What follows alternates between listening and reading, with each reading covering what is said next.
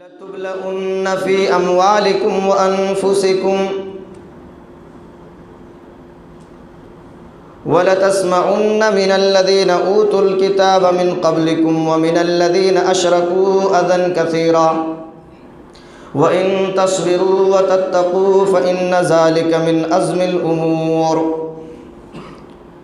رب اشرح لي صدري ويسر لي أمري واحلل عقدة من لساني يفقهوا قولي ربنا يسر ولا تعسر وتمم بالخير سبحانك لا علم لنا إلا ما علمتنا إنك أنت العليم الحكيم رب زدني علما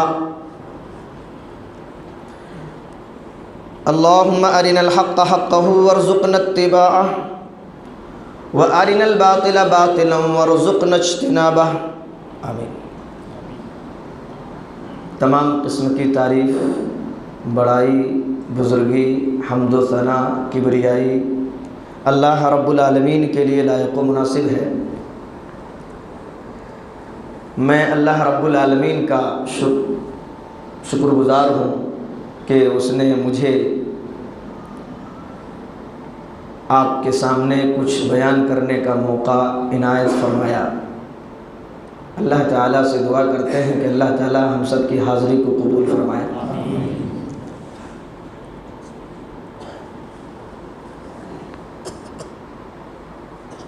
پہلے چھوٹے چھوٹے کچھ سوال کر لیں۔ ہم کون ہیں؟ ہم مسلمان ہیں۔ بہت سادہ سوال ہے، سادہ جواب ہے۔ ہم کو کس نے پیدا کیا ہے؟ ہم کو اللہ نے پیدا کیا۔ ہم کس نبی کے امتی ہیں؟ محمد صلی اللہ علیہ وسلم۔ ہمارا مذہب کیا ہے؟ ہمارا مذہب اسلام ہے۔ بہت چھوٹا چھوٹا سوال ہے۔ دیکھیے، بظاہر سوال کرنا غلط نہیں ہوتا ہے، بلکہ سوال کے رٹے رٹائے جواب کے ساتھ اس کی اہمیت کو کھوکھلا کرنا ضروری ہوتا ہے۔ ہماری زندگیوں میں ہم کون سے شروع ہونے والا یہ سوال ہمارے لیے اسلام کا سب سے پہلا تعارف ہوتا ہے، اس لیے کہ مسلمان ہونا ہمیں بخوبی یاد کروا دیا جاتا ہے۔ کیا کروا دیا جاتا ہے؟ بخوبی رٹا دیا جاتا ہے، یاد کروا دیا جاتا ہے، ذہن میں بٹھا دیا جاتا ہے، مگر کیسے ہوتے ہیں مسلمان؟ اس کا جواب ہم ساری زندگی اپنے اندر یا معاشرے میں موجود مختلف چہروں میں تلاش کرتے پھرتے رہتے ہیں۔ بھائی، جیسے ہم ہندوستانی ہو جاتے ہیں، جیسے کوئی پاکستانی ہو جاتا ہے، جیسے کوئی گجراتی ہو جاتا ہے، کوئی راجستھانی ہو جاتا ہے، کوئی پٹھانی ہو جاتا ہے، کوئی جھارکھنڈی ہو جاتا ہے، اسی طرح ہم کہیں نہ کہیں مسلمان بھی ہو جاتے ہیں۔ مسلمان بھی ہو جاتے ہیں۔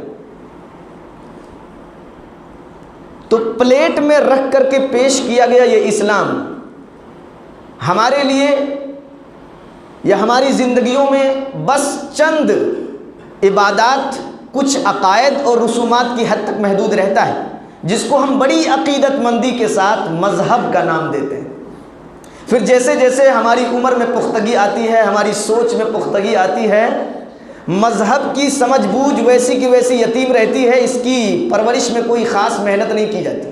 ہاں، اسلامی شناخت دینے کے لیے کچھ احسانات ضرور کر دیے جاتے ہیں۔ فرض کیجئے کہ اگر ہم سے کوئی غیر مسلم یہ سوال کر بیٹھے کہ ہم مسلمان کیوں ہیں،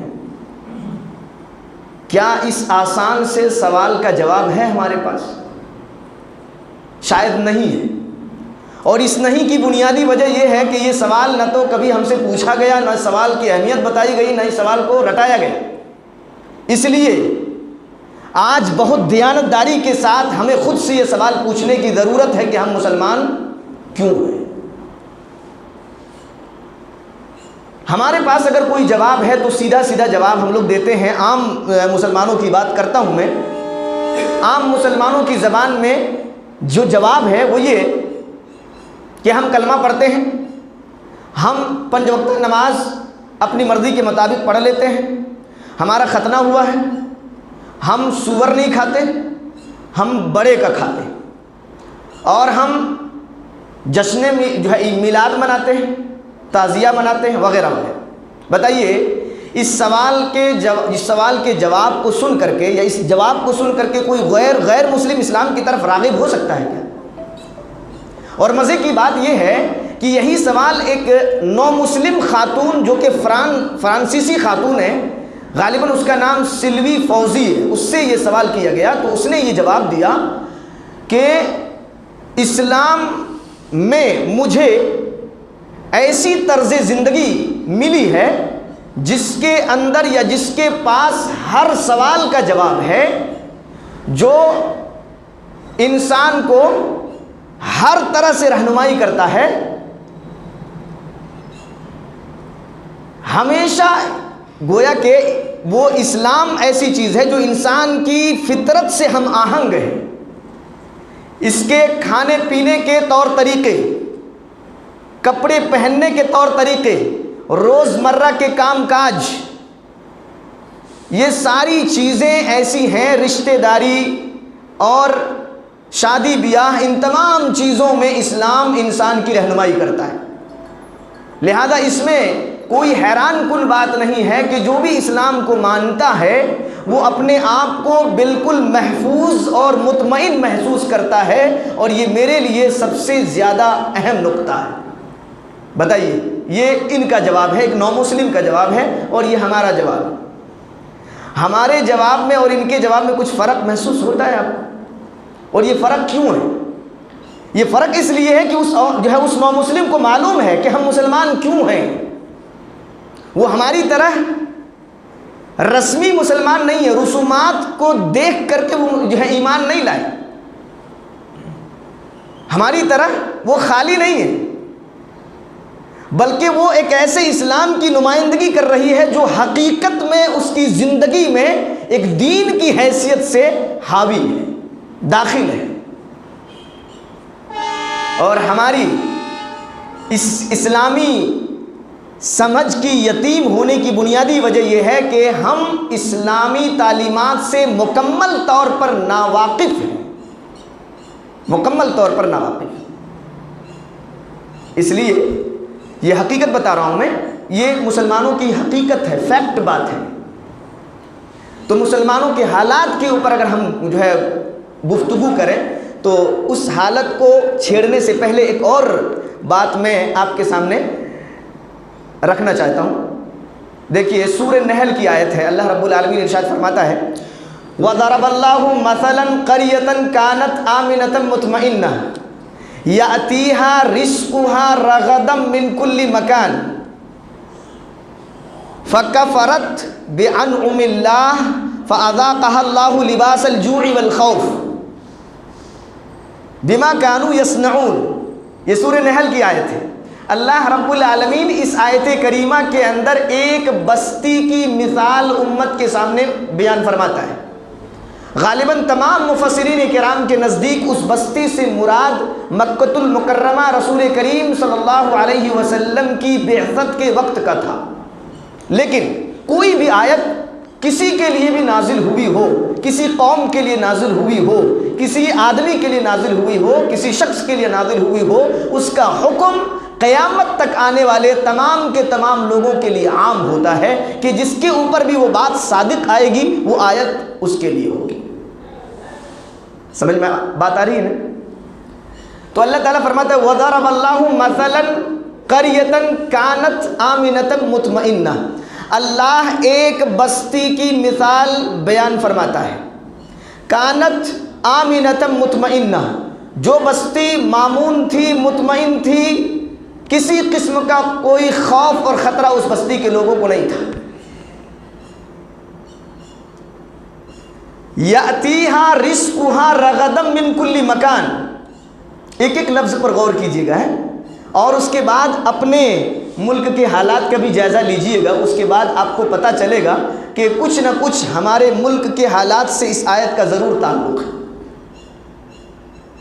یاتیہا رزقہا رغدا من کل مکان، اس بستی کے لوگوں کو رزق مل رہا تھا، رغدن، بھرپور رزق مل رہا تھا، کوئی کمی نہیں تھی۔ دیکھیے آدم، آپ کو پتا ہو، آدم اور حوا علیہم السلام کو جنت میں رہائش اختیار کرنے کا حکم دیتے ہوئے اللہ تعالیٰ نے رغدن کا لفظ استعمال فرمایا تھا۔ اسکن انت وزوجک الجنت وکلا منہا رغدن، آپ اور آپ کی اہلیہ جنت میں ٹھہر جائیں اور جو جی میں آئے جی بھر کر کھائیں۔ رغدن مانا بھرپور، کوئی کمی نہیں۔ ایسا نہیں کہ ابھی ضرورت پوری ہو رہی ہے، ابھی شوق پورا نہیں ہو رہا ہے، ایسا نہیں تھا۔ بھرپور رزق مل رہا تھا اس بستی کے لوگوں کو، من کل مکان، چاروں طرف سے رزق بھی مل رہا تھا، تو چاروں طرف سے مل رہا تھا، کوئی کمی نہیں تھی، جدھر ہاتھ لگا رہے تھے بس رزق ہی رزق تھا۔ فکفرت بانعم اللہ، اللہ کی نعمتوں کی ناقدری کر دی اس بستی کے لوگوں نے۔ کیا کر دیا؟ اللہ کی نعمتوں کی ناقدری کر دی اس بستی کے لوگوں نے۔ فَأَذَاقَهَا اللَّهُ لِبَاسَ الْجُوعِ وَالْخَوْفِ، تو اللہ تعالیٰ نے اس بستی کے لوگوں کو دو دشواریوں میں مبتلا کر دیا۔ پہلے دو آسانیوں میں تھے، بعد میں دو دشواریوں میں مبتلا کر دیا، درمیان میں ایک معیار تھا۔ کون کون سی دشواری میں مبتلا کیا؟ بھوک مسلط کر دیا اس بستی کے لوگوں کے اوپر، اور خوف مسلط کر دیا، اور یہ ہوا بما کانوا یصنعون، ان کے کرتوت کی وجہ سے، اس وجہ سے ہوا جو وہ کرنے لگے تھے۔ تو آپ دیکھیے رزق کی فراوانی، امن و امان، اور رزق کی فراوانی، امن و امان، بالکل آپ مامون ہیں، مطمئن ہیں، سیف اور سیکیور زندگی آپ بسر کر رہے ہیں، کسی قسم کا کوئی خوف اور خطرہ آپ کو نہیں ہے، بالکل مامون ہیں، مطمئن ہیں۔ یہ اللہ رب العالمین کی بہت بڑی نعمت ہے، بہت بڑی نعمت ہے کہ آپ بالکل مامون زندگی گزار رہے ہیں۔ اس سلسلے میں ایک حدیث بھی ہے، اللہ کے نبی صلی اللہ علیہ وسلم نے فرمایا کہ جو آدمی صبح کرے اس حال میں کہ وہ بالکل بے خوف ہو، بالکل بے خوف ہو، اپنے بارے میں بالکل امن محسوس کرے، اور اس دن کی خوراک یا اس دن کا رزق اس کے پاس موجود ہو، اور اپنے صحت کے بارے میں بھی وہ مطمئن ہو، تو گویا کہ پوری دنیا سمیٹ دی گئی ہے اس کے لیے۔ تو امن و امان یہ اللہ رب العالمین کی بہت بڑی نعمت ہے۔ دوسرا ہے رزق کی فراوانی، تو درمیان میں ایک معیار تھا، شکر گزار تھے، مامون تھے، مطمئن تھے، اور رزق کی فراوانی تھی۔ بس معیار میں تھوڑی سی لڑکھڑاہٹ آئی تو اللہ تبارک و تعالیٰ نے ان دونوں نعمتوں کو جسٹ اپوزٹ حالت میں بدل دیا، امن کو خوف سے بدل دیا، اور رزق کی فراوانی کو بھوکمری سے بدل دیا۔ اب اگر ہم اپنے ملک کا جائزہ لیں، ماضی قریب کی بات کر رہا ہوں، بہت زیادہ دور نہیں، ماضی قریب کی اگر ہم بات کریں تو ہمارا ملک بالکل مامون تھا، مطمئن تھا، کسی قسم کا کوئی خوف ہمیں اپنے ملک کے اعتبار سے نہیں تھا۔ ہم کہیں بھی ہوتے تھے یوں محسوس ہوتا تھا جیسے کہ ہم اپنے شہر میں ہیں، ہم اپنے جو ہے محلے میں ہیں، ہم اپنے گھر میں ہیں، یوں محسوس ہوتا تھا۔ لیکن آج خوف کے سائے میں جی رہے ہیں، ناشکری ہوئی، ہر قدم پر ناشکری ہوئی ہے، یاد رکھیے، زندگی کے ہر شعبے میں ناشکری ہوئی، ہر قدم پر ناشکری۔ اچھا، فکفرت بانعم اللہ پر تھوڑی سی میں گفتگو کر دوں، اس کے بعد آگے بڑھتے ہیں۔ فکفرت بانعم اللہ، اللہ کی نعمتوں کی ناقدری ہو گئی، ناشکری ہو گئی۔ کیسے ہو گئی بھائی؟ اصل میں اللہ جو نعمتیں انسان کو عطا فرماتا ہے، غور سے سنیے، اللہ جو نعمتیں انسان کو عطا فرماتا ہے، ان نعمتوں پر شکر گزاری کے 3 مراحل ہیں، 3 اسٹیج سے۔ کتنے اسٹیج سے ہیں؟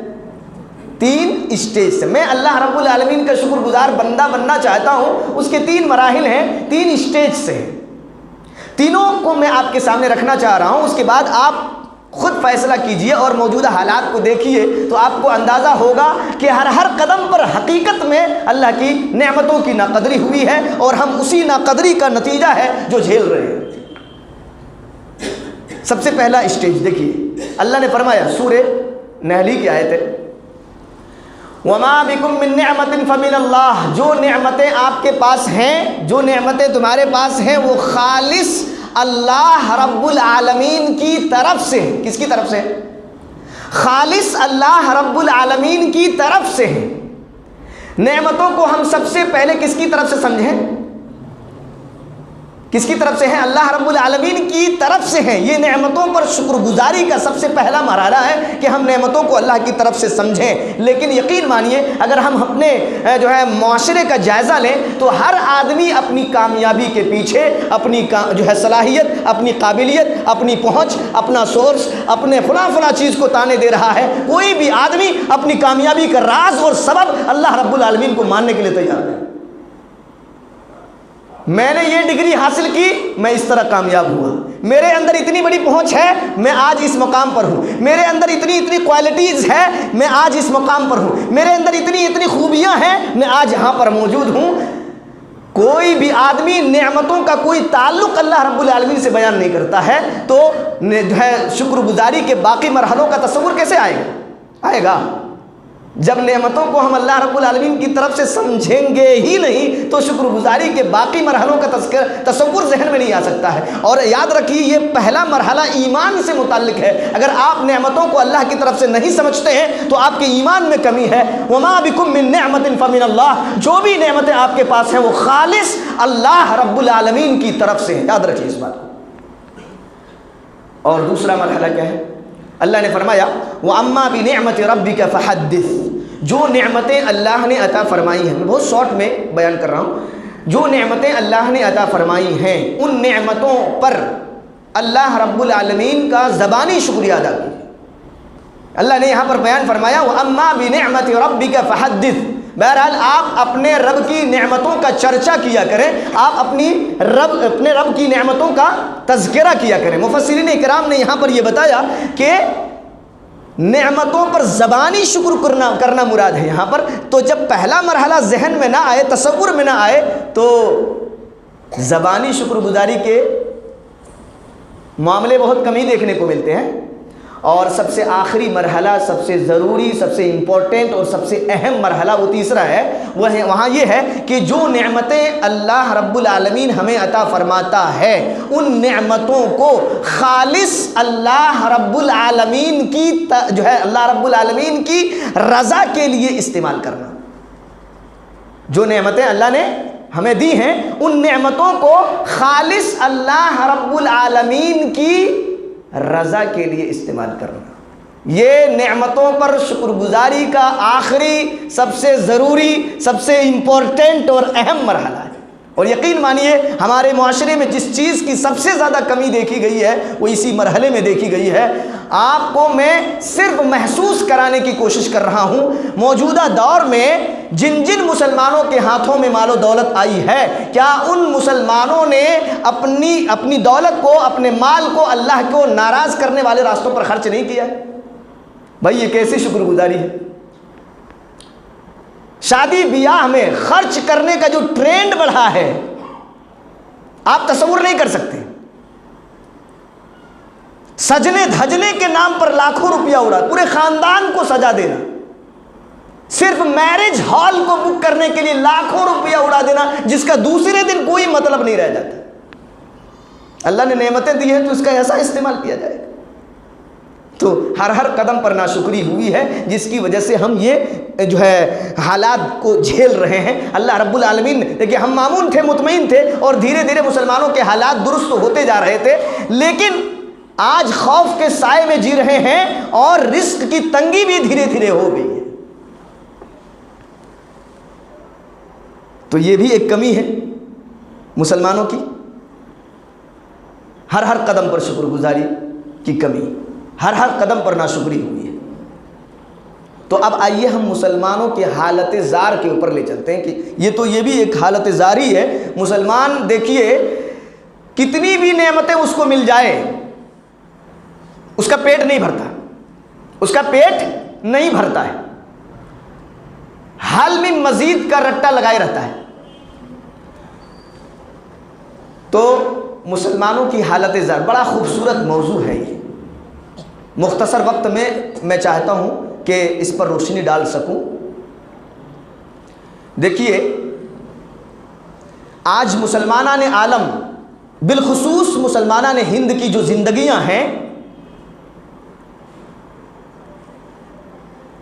مختلف حوادث پریشانیوں سے گزر رہی ہے، محتاج بیان نہیں ہے۔ ہر شعبے میں مسلمان، ہر زندگی کے ہر دائرے میں مسلمان نکبت و افلاس، زوال و انحطاط، ذلت و رسوائی اور پسماندگی کا شکار ہے، اور ہماری انہی پسماندگیوں کی وجہ سے ہم چہار دانگ عالم میں مقہور و مظلوم ہیں۔ ان حالات سے نمٹنے کے لیے مسلمانوں کی طرف سے کوئی اقدام نہیں ہے۔ یہ بہت حیرت ناک بات ہے۔ ایک زمانہ تھا ہماری اپنی پہچان تھی، ہمارا اپنا روب و دبدبہ تھا، ہماری اپنی شان و شوکت تھی،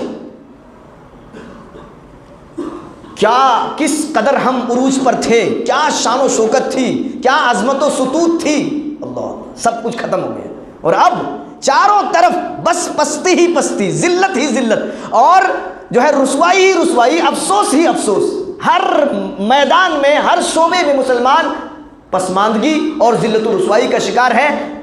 ذلت و رسوائی تو ان کا مقدر بن چکی ہے، جبکہ میں آپ کو سناؤں قرآن کی آیت ہے، اللہ رب العالمین ارشاد فرماتا ہے کہ وَلِلَّهِ الْعِزَّةُ وَلِرَسُولِهِ وَلِلْمُؤْمِنِينَ، عزت اللہ ہی کے لیے، عزت اس کے رسول ہی کے لیے، عزت مؤمنین ہی کے لیے۔ اور میں آپ کو بتاؤں قرآن کے بیان کی صداقت پر شبہ کرنا کفر ہے، تو جب عزت مؤمنین ہی کے لیے ہے، قرآن کا بیان ہے کہ عزت مؤمنین ہی کے لیے ہے، اللہ اور اس کے رسول ہی کے لیے ہے، تو پھر ہر میدان میں مسلمان ذلت و رسوائی، نکبت و افلاس کا شکار کیوں ہے؟ یہ بہت پریشان کرنے والا سوال ہے۔ اللہ رب العالمین کہتا ہے وَلِلَّهِ الْعِزَّةُ، عزت اللہ کے لیے ہے، رسول ہی اس کے رسول کے لیے ہے، وَلِلْمُؤْمِنِينَ، مؤمنین کے لیے۔ تو ہر میدان میں مسلمان پسماندگی کا شکار کیوں ہے، ذلت و رسوائی کا شکار کیوں ہے؟ یہی سوال اگر ہم کسی الحاد زدہ سے پوچھتے ہیں جو مذہب کو نہیں مانتا، جو مذہب بیزار ہے، اس سے پوچھتے ہیں تو وہ یہ بتاتا ہے کہ مسلمان پسماندہ اس وجہ سے ہیں کہ وہ 1400 سال پرانی تعلیمات سے چمٹے ہوئے ہیں، لکیر کے فقیر بنے ہوئے ہیں، اس وجہ سے پسماندہ ہے۔ پسماندہ تو یہ نہیں ہوں گے تو اور کون ہوں گے؟ اسی وجہ سے یہ پسماندہ ہے، پرانی تعلیمات سے چمٹے ہوئے ہیں، پرانے لوگ پرانی تعلیمات کی باتیں کرتے ہیں، اس وجہ سے یہ پسماندہ ہے۔ اور ایک طبقہ تو ایسا ہے جس کے پاس تیز و تند نعروں کے سوا کچھ بھی نہیں ہے، جذباتی اسلوب فکر کے علاوہ کچھ بھی نہیں ہے، وہ یہ کہتا ہے کہ مسلمانوں کی پسماندگیوں کا واحد سبب فسطائی طاقت ہے۔ کوئی کہتا ہے کہ RSS آڑے آ رہی ہے، کوئی کہتا ہے جن سنگھی آڑے آ رہے ہیں، کوئی کسی پارٹی کو دوش دے رہا ہے، کوئی کسی پارٹی کو ذمہ دار ٹھہرا رہا ہے، کوئی کہہ رہا ہے کہ دستور ہند میں مسلمانوں کے لیے جو مراعات دی گئی ہیں، گورنمنٹ ان مراعات کو لے کر کوئی تدبیر اختیار نہیں کرتی کہ مسلمان ان مراعات سے مستفید ہو سکیں۔ میں آپ کو تھوڑا پیچھے لے کر کے چلوں، 1757 نواب سراج الدولہ کو شکست ہوئی، کس کے ہاتھوں؟ لارڈ کلائی کے ہاتھوں۔ ایک انگریز آدمی تھا، کوئی RSS کا آدمی نہیں تھا۔ 1799 سلطان ٹیپو سلطان کو شکست ہوئی مئی کے مہینے میں۔ پیچھے کون ہے؟ وہی صادق ازدخن، جعفر از بنگال۔ یہ کتنے میر اور کتنے جعفر ہیں آپ کو پتہ ہے؟ تو 1757 کے اندر نواب سراج الدولہ کو شکست ہوئی، 1799 کے اندر ٹیپو سلطان کو شکست ہوئی، کسی انگریز کی وجہ سے نہیں، کسی RSS کی وجہ سے نہیں۔ 1856 کے اندر نواب واجد علی کو شکست ہوئی، 1857 کے اندر انگریزوں کے ذریعہ سلطنت مغلیہ کو شکست ہوئی۔ ان تمام شکستوں کے پیچھے آپ دیکھ لیجئے کوئی فسطائی طاقت نہیں ہے، کوئی RSS نہیں ہے، کوئی BJP نہیں ہے۔ اس کا مطلب یہ ہوا کہ ہماری پسماندگی کا سبب یہ لوگ ہیں ہی نہیں، یہ لوگ نہیں ہیں۔ پھر کون ہے؟ بلکہ وہ ہے جو قرآن کہتا ہے۔ قرآن کیا کہتا ہے؟ وَمَا أَصَابَكُم مِّن مُّصِيبَةٍ فَبِمَا كَسَبَتْ أَيْدِيكُمْ۔ یہ جو مصیبتیں تم دیکھ رہے ہو اور جن مصیبتوں کو تم جھیل رہے ہو، یہ ساری مصیبتیں تمہارے اپنے ہاتھوں کی کمائی ہیں۔ کوئی الحاد زدہ سے پوچھتا ہے سبب کچھ اور بتاتا ہے، جو مذہب بیزار ہے اس سے کوئی پوچھتا ہے تو سبب کچھ اور بتاتا ہے، کوئی سبب کچھ اور بتاتا ہے۔ ایک مسلمان ہونے کے ناطے اگر مجھ سے کوئی یہ پوچھے تو میں یہ کہوں کہ مسلمانوں کی پسماندگی کا واحد سبب یہ ہے کہ مسلمان ہر میدان میں مسلمان رہا ہی نہیں ہے۔ اسی وجہ سے کہا جا رہا ہے وَأَنْتُمُ الْأَعْلَوْنَ إِن كُنتُم مُؤْمِنِينَ، اگر تم سچے اور پکے مسلمان ہوتے تو تم ہی سربلند رہتے، تم ہی سربلند رہتے، تمہاری ہی عزت ہوتی۔ اس کا مطلب یہ ہوا کہ مرض کچھ اور ہے، بتایا کچھ اور جا رہا ہے۔ ہاں، ہم ہر میدان میں مسلمان نہیں رہے، ہر میدان میں مسلمان نہیں رہے۔ آج مسلمان کا اسلام سے تعلق جانتے کیسا ہے؟ اللہ تعالیٰ نے فرمایا یا ایھا الذین آمنوا ادخلوا فی السلم کافہ ولا تتبعوا خطوات الشیطان انہ لکم عدو مبین۔ اے ایمان والو، اسلام میں پورے داخل ہو جاؤ، شیطان کے نقش قدم پر نہ چلو، وہ تمہارا کھلا ہوا دشمن ہے۔ اگر آپ مسلمان اپنے گریبان میں جھانک کر کے دیکھیں تو کسی بھی زاویے سے مسلمان اس آیت کے اوپر فٹ نہیں آتے، کسی بھی زاویے سے مسلمان اس آیت کے اوپر فٹ نہیں آتے۔ آج مسلمانوں کا اسلام سے تعلق جانتے ہیں کیسا ہے؟ ایک برتن ہے، اس کے اندر پانی رکھا ہوا ہے، اس پانی کے اوپر ایک پتھر کا ٹکڑا لا کر کے ڈال دیجئے تو پتھر کسی بھی صورت میں کسی بھی طریقے سے پانی میں نہیں ملتا ہے، پتھر پانی سے نہیں ملتا ہے۔ بس یہی حالت ہے مسلمانوں کی، مسلمان ایک طرف ہے، اسلام ایک طرف ہے۔ جس طرح سے پتھر پانی سے نہیں مل رہا ہے، پانی پتھر میں نہیں مل رہا، اسی طرح جو ہے مسلمان اسلام سے نہیں ملتا ہے۔ مسلمانوں کی زندگی ایک طرف ہے، اسلام اور اسلام کی تعلیمات ایک طرف ہے۔ جبکہ مطالبہ یہ کیا گیا تھا کہ مسلمان اور اسلام کا تعلق اور ربط رنگ اور پانی کے ربط اور تعلق جیسا ہونا چاہیے کہ جیسے رنگ اور پانی میں جو تعلق ہے ویسے اسلام اور مسلمانوں کے درمیان تعلق ہونا چاہیے۔ رنگ کو پانی سے اور پانی کو رنگ سے نہیں الگ کیا جا سکتا ہے، اسی طرح مسلمان کو اسلام سے، اسلام کو مسلمان سے الگ نہیں کیا جانا چاہیے، یہ تعلق ہونا چاہیے، یہ مطالبہ اسلام کا۔ تو آج دیکھ لیجیے، تو میں آپ کو بتاؤں، ایک بات بتاتا ہوں، کسی بھی مذہب کی بنیاد، کسی بھی تحریک کی بنیاد، بالخصوص کسی بھی مذہب کی بنیاد اس کے عقائد ہوتے ہیں عقائد ہوتے ہیں، عقیدہ۔ لیکن آپ یقین مانیے مسلمانوں کا 80% طبقہ، 80 سے زائد فیصد طبقہ پیر پرستی، مشائخ پرستی اور شخصیت پرستی میں گرفتار ہے۔ 80 سے زائد فیصد طبقہ بدعقیدہ ہے، ان کو کوئی بتانے والا نہیں کہ صحیح عقیدہ کیا ہوتا ہے۔ کوئی کسی آستانے پر اپنے سر کو پٹکتا ہے، کوئی کسی جو ہے جگہ پر اپنے سر کو رگڑتا ہے، اور دین کے نام پر اتنی بدعات اور خرافات ہیں کہ جن کا شمار کرنا مشکل ہے۔ ان بدعات اور خرافات کے پیچھے مسلمانوں کی قوت و فکر و عمل بالکل ضائع ہوتی چلی جا رہی ہے۔ یہ ان کے عقیدے کا حال ہے، ان کے عقیدے کے اندر شرک گھسا ہوا ہے۔ ان کے گھروں میں تعویذیں لٹکتی ہیں، ان کے گھروں میں نیمبو اور مرچی لٹکتی ہے، ان کے گھروں میں عقیدے کی تعلیم نہیں ہے۔ یہ ان کے عقیدے کا حال ہے، جو کسی بھی مذہب کی بنیاد ہوا ہے، ان کے عقیدے میں شرک گھسا ہوا ہے۔ سنتوں کی جگہ بدعتوں نے لے لیا ہے، اور اللہ کے در کو چھوڑ کر کے یہ مسلمان نہ جانے کن کن آستانوں پہ اپنے سر کو رگڑتا ہے اور پھوڑتا ہے۔ یہ ان کے عقیدے کا حال ہے۔ عبادات کا حال آپ دیکھ لیجئے، مسجد، ساری عبادتوں کی بات نہیں کر رہا ہوں، مسجد تو بنا لی شب بھر میں ایمان کے حرارت والوں نے، مگر مسجدوں کا حال کیا ہے؟ مسجد بناتے ایسے ہیں کہ بڑے بڑے بادشاہوں کو پیچھے چھوڑ دیتے ہیں، مگر مسجدوں کا حال کیا ہے؟ مسجدیں مرثیہ خواں ہیں کہ نمازی نہ رہے، یعنی وہ صاحب اوصاف حجازی نہ رہے۔ مسجد تو بنا لی گئی مگر نمازیوں کا پتہ نہیں، چند کھوسٹ بڈھے لوگ صفوں میں کھڑے رہتے ہیں، نوجوانوں کا پتہ نہیں۔ یہ ہر جگہ کا حال، ہر جگہ یہی حالت ہے، نوجوانوں کا پتہ نہیں۔ یہ ان کی عبادات کا حال ہے، برسوں سے نمازیں پڑھ رہے ہیں، ان سے پوچھیے رکوع کیسے کیا جاتا ہے، ان کو نہیں معلوم۔ برسوں سے نمازیں پڑھ رہے ہیں، جو ہے پیشانی کے اوپر گٹے آ چکے ہیں، ان سے پوچھیے کہ سجدہ کیسے کیا جاتا ہے، ان کو نہیں معلوم۔ ان سے پوچھیے صفوں میں کیسے کھڑا ہوا جاتا ہے، ان کو نہیں معلوم۔ ایک کراٹا سیکھنے والے لڑکے کو کھڑا کر دیجئے، اللہ کی قسم وہ اپنا اسٹیپ پورا برابر کر کے دکھا دے گا۔ برسوں سے نمازیں پڑھ رہے ہیں، ان کو پوچھ لیجئے کہ رکوع کیسے کیا جاتا ہے، سجدہ کیسے کیا جاتا ہے، ان کو نہیں معلوم۔ یہ ان کے عبادات کا حال۔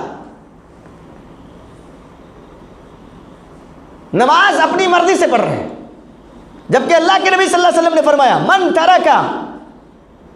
ترک الصلاۃ متعمدا فقد برئت منہ الذمہ۔ یہ ہے نا حدیث کہ جس نے جان بوجھ کر کے نماز چھوڑ دی اس کے اوپر سے اللہ رب العالمین کا جو ذمہ تھا وہ ذمہ ہٹ جائے گا۔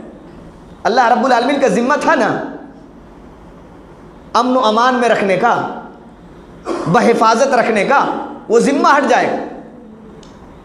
تو یہ ان کی عبادات کا حال ہے۔ معاملات کا حال آپ دیکھیے، سود خوری، رشوت خوری، ایک دوسرے کا خون چوسنا، ایک دوسرے کے مال کو ہڑپنا، پڑوسیوں کو ستانا، ایک دوسرے کو لوٹ لینا، ایک دوسرے کو دغا دینا، اور بیع و شراء کے اندر ہر قسم کی بےمانی، دغا بازی، یہ اس قوم کا شیوا بن کر رہ گئی۔ یہ ان کے معاملات کا حال ہے۔ اخلاق کے میدان میں آپ دیکھیں ان کو، اخلاق جو کسی بھی قوم کی کامیابی کا ایک نمایاں حصہ ہوتے ہیں، ایک شناخت ہوتے ہیں۔ اللہ کے نبی صلی اللہ علیہ وسلم کے بارے میں اللہ تعالیٰ نے کہا وَإِنَّكَ لَعَلَىٰ خُلُقٍ عَظِيمٍ، آپ کو اخلاق کے بلند ترین مقام پر فائز کیا گیا تھا۔ ان کے ماننے والوں کا اخلاق کیسا ہونا چاہیے؟ اخلاق کے میدان میں آپ ان کو دیکھیں، بدکاری کے اڈے چلانے والے آپ کو زیادہ تر یہی مدعیان اسلام ملیں گے۔ فحش لٹریچر چھاپنے والے، جس کے فرنٹ پیج کے اوپر کسی برہنہ لڑکی کی تصویر ہوتی ہے، اوپر سے نیچے تک مسلمانوں کا تناسب 50% ملے گا۔